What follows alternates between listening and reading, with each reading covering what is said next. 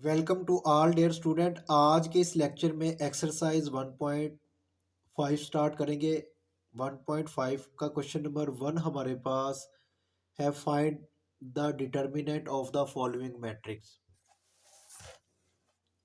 हम लोगों ने डिटर्मिनेंट फाइंड करना है। डिटर्मिनेंट कैसे फाइंड करते हैं?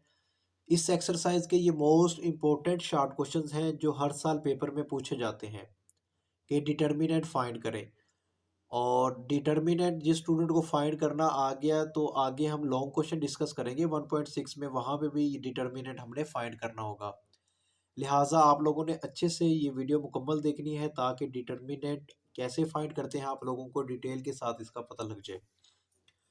ये मैट्रिक्स हमारे पास ए गिवन है, इसको मैं पहले डिटर्मिनेंट की फॉर्म में लिखूंगा। डिटर्मिनेंट की फॉर्म में हम कैसे लिखते हैं? मैट्रिक्स ए, ये ए मैंने लिखा और ये मैंने इस तरह की स्ट्रेट लाइंस लगा दी। इसी तरह इसकी ये ब्रैकेट को आपने रिमूव कर देना है, इसकी जगह पे आपने इस तरह लाइंस लगानी है और इसकी जो भी एंट्रीज हैं वो लिख दें। अब आपने क्या करना है, इसका डिटर्मिनेंट फाइंड कैसे करते हैं? तो लेफ्ट साइड पे हमारे पास ये टर्म एज इट इज आ जाएगी, जैसे लिखा हुआ है ए का डिटर्मिनेंट। ये डिटर्मिनेंट का सिंबल है। डिटर्मिनेंट के सिंबल को हम इस तरह भी लिखते हैं, डी ई टी। डिटर्मिनेंट किसका? ए का। इस तरह भी हम लिख सकते हैं। अभी हम यहाँ पे ये सिंबल यूज कर रहे हैं। अब हम क्या करेंगे, डिटर्मिनेंट कैसे फाइंड करेंगे? -1 को 0 से मल्टीप्लाई करूंगा, 1 को 2 से। देखिए मैंने क्या लिखा, -1 को 0 से मल्टीप्लाई किया। आमतौर पे मल्टीप्लाई में यहाँ पे प्लस आते हैं, लेकिन यहाँ पे हम क्या लगाएंगे, माइनस लगाएंगे। -1 को 0 से, 1 को 2 से, 1 को मल्टीप्लाई करूंगा 2 से। -1 को 0 से मल्टीप्लाई किया, 0 आ गया, और 2 को 1 से, 2 1 द 2। तो ये हमारे पास क्या जवाब आ गया, -2। अब हमने ये क्या फाइंड किया है, ए का डिटर्मिनेंट। क्वेश्चन नंबर 1 के जितने भी पार्ट्स हैं सब आप लोगों ने ऐसे डिटर्मिनेंट फाइंड करना है। अब ये जो सेकंड पार्ट है ना, ये मैंने डायरेक्ट डिटर्मिनेंट की फॉर्म में लिखा है। यहाँ पे देखिए मेरे पास लिखा हुआ है बी मैट्रिक्स, ब्रैकेट है, उसके बाद 1 3 2 और -2। तो मैंने इसे डायरेक्ट डिटर्मिनेंट की फॉर्म में लिख दिया है। तो डिटर्मिनेंट इसका कैसे फाइंड करेंगे, अभी मैंने आप लोगों को बताया है कि इसको आपने इससे मल्टीप्लाई करना है और इस टर्म को इससे।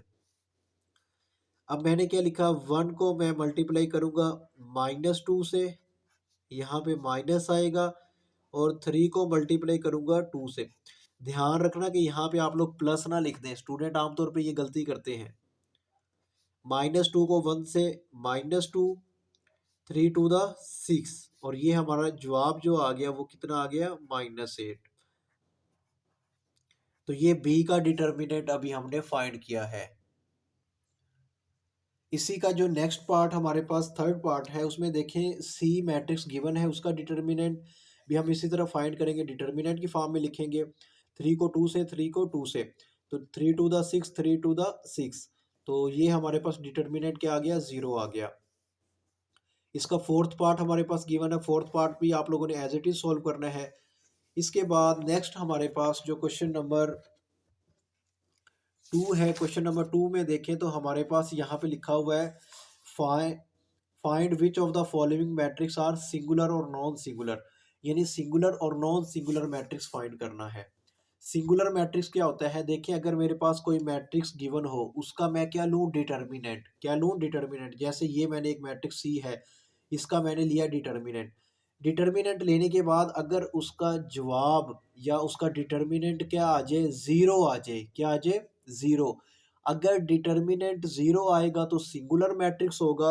अगर डिटर्मिनेंट ज़ीरो के इक्वल नहीं आएगा, माइनस में आ जाता है या प्लस में कोई ना कोई टर्म आ जाती है, तो वो हमारा जो मैट्रिक्स होगा वो नॉन सिंगुलर होगा। अच्छा यहाँ पे देखिए हमारे पास क्वेश्चन नंबर 2 का फर्स्ट पार्ट गिवन है, इसको भी आपने कैसे सोल्व करना है? सबसे पहले आपने इसका डिटर्मिनेंट फाइंड करना है, क्योंकि डिटर्मिनेंट जब हम फाइंड करेंगे उसके बाद ही हमें पता लगेगा कि ये मैट्रिक्स सिंगुलर है या नॉन सिंगुलर है। इसको मैं डिटर्मिनेंट की फॉर्म में लिख रहा हूँ। उसके बाद आप लोगों ने इसको मल्टीप्लाई कर देना है 3 को 4 से, और माइनस आएगा 6 को मैं 2 से मल्टीप्लाई करूंगा, 3 4 द 12, और 6 2 द 12। तो ये मेरे पास क्या आ गया, ज़ीरो। यानी अगर कोई मैट्रिक्स गिवन हो उसका हम डिटर्मिनेंट लें और वो ज़ीरो की इक्वल आ जाए तो वो क्या मैट्रिक्स होगा, सो ए इज सिंगुलर मैट्रिक्स। ठीक है, ए हमारे पास क्या है, सिंगुलर मैट्रिक्स है। और अगर इसका जवाब ज़ीरो के इक्वल ना आता, यानी कि मैट्रिक्स ए का जब हम डिटर्मिनेंट लेते और अगर ये मैट ज़ीरो के इक्वल ना आता तो वो क्या होता है, नॉन सिंगुलर। देखिए इस चीज़ को याद रखने के लिए, अगर डिटर्मिनेंट आ जाए ज़ीरो सिंगुलर, मतलब आप लोगों का अगर कोई दोस्त नहीं है, आप सिंगल हैं, तो वो क्या होता है, यानी जिसके पास कोई दोस्त नहीं होता वो क्या होता है, सिंगल होता है, कोई भी फ्रेंड नहीं है। इसी तरह अगर किसी मैट्रिक्स का डिटर्मिनेंट लें वो ज़ीरो आ जाए, यानी नो फ्रेंड, ज़ीरो फ्रेंड, और उसका डिटर्मिनेंट क्या होता है, अगर ज़ीरो हो जाएगा किसी भी मैट्रिक्स का डिटर्मिनेंट ज़ीरो, तो वो सिंगुलर मैट्रिक्स होगा। इसी तरह आपने इसके रिमेनिंग पार्ट भी सॉल्व करने हैं। तो यहाँ पे मैंने ऑलरेडी सॉल्व किए हुए हैं। तो इसका सेकंड पार्ट देखें, उसमें भी एक मैट्रिक्स गिवन है, उसका डिटर्मिनेंट लिया तो वो क्या आ गया, 10। So determinant of matrix B is not equal to zero, so B is non singular matrix. तो ये क्या है, नॉन सिंगुलर मैट्रिक्स। इसी तरह इसका थर्ड पार्ट भी आप सोल्व करोगे, वो भी क्या है, नॉन सिंगुलर।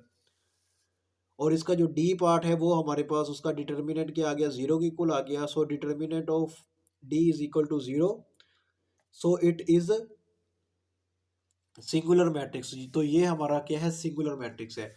इसी के साथ हमारा क्वेश्चन नंबर 2 कंप्लीट हो गया। नेक्स्ट वीडियो में नेक्स्ट क्वेश्चन डिस्कस करेंगे। अल्लाह हाफिज़।